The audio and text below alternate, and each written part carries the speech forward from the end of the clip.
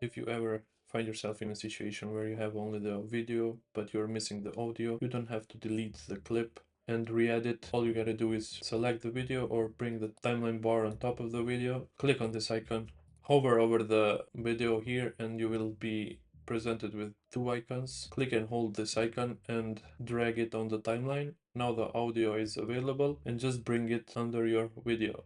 And like that, your audio of the clip is back in the timeline.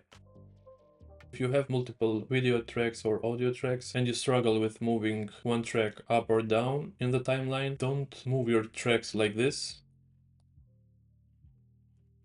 but do this instead. Go to the index tab here, switch to the tracks tab, and now click and hold the track you want to move and move it in the position you want. Let's say I want to move this track to the position 3. I click and drag it, release it when I get to the desired position. This also works for the audio track.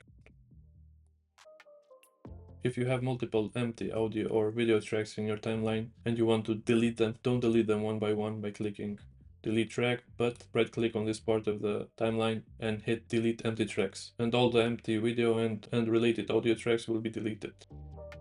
If in one track you have multiple gaps between the clips and you want to remove them, don't delete them one by one. Instead, select one gap, go to edit and hit on delete gaps, and all the gaps will be automatically removed.